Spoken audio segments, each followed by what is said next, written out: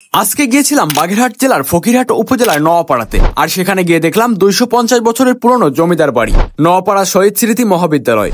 আর খেলাম নোয়াপাড়ার স্পেশাল দুধ চা। এছাড়াও করলাম অসাধারণ অ্যাডভেঞ্চার।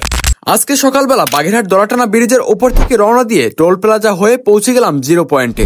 জিরো পয়েন্ট থেকে চলে গেলাম জেলা ও দায়রা জজ আদালতের সামনে। আর সেখানেই দেখা হয়ে গেল আমাদের প্রিয় মাইনুল ভাইয়ের সাথে।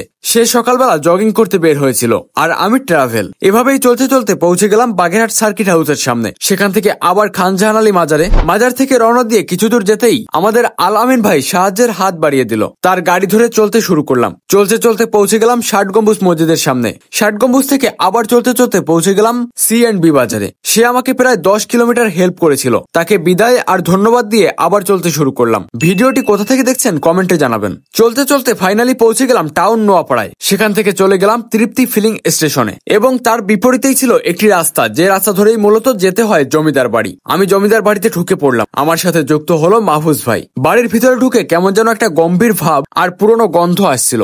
উপরের দিকে তাকালে মনে হচ্ছিল যেন এখনই ভেঙে পড়বে। ডান দিকের বারান্দায় ছিল বাঁশ দিয়ে বেড়া দেওয়া, কারণ ঝুঁকিপূর্ণ ভবনের সিঁড়িটি ছিল ওই দিকেই। বাইরের দিকে দেখলাম এর প্রতিটি ইট ক্ষয়ে পড়ছে, তবে আমার পুরনো স্থাপনা দেখতে ভীষণ ভালো লাগে। এরপর হাঁটতে হাঁটতে চলে গেলাম এই বাড়ির পিছন দিকের আরেকটি দোতলা ভবন দেখতে। এই ভবনটিতে থাকতেন জমিদার শৈলেন্দ্রনাথ ঘোষ। তারপর আমরা রওনা দিলাম জমিদারের স্ত্রীর নামে খনন করা পুকুর দেখতে। সুন্দর ছায়াঘেরা রাস্তা ধরে চলতে চলতে পৌঁছে গেলাম সেই নীল সরোবরে। এটি মূলত এই পুকুরের নাম, যা রাখা হয়েছিল জমিদারের স্ত্রী নীলার নামের সঙ্গে মিল রেখে। সেখানে হাত মুখ ধুয়ে আমরা রওনা দিলাম নোয়াপাড়া শহীদ স্মৃতি মহাবিদ্যালয় দেখতে। কিছু দূর চলতেই সামনে পড়লো বিদ্যালয়। আমরা বিদ্যালয়ের পিছনের গেট দিয়ে ঢুকে পড়লাম ক্যাম্পাসে। বেশ বিস্তীর্ণ এলাকা নিয়ে এই বিদ্যালয়টি স্থাপিত। তারপর সেখান থেকে আমরা চলে গেলাম নোয়াপাড়া স্পেশাল দুধ চা খেতে। স্টলের সামনে গিয়ে বসে অপেক্ষা করতে লাগলাম। কিছুক্ষণ পরেই মাহফুজ ভাই নিয়ে আসলো চা। চা খেয়ে দেখলাম বেশ ভালোই স্বাদ। তারপর মাহফুজ ভাইয়ের থেকে বিদায় নিয়ে রওনা দিলাম বাসার পথে। ভিডিওটি কেমন লাগলো কমেন্টে জানাবেন।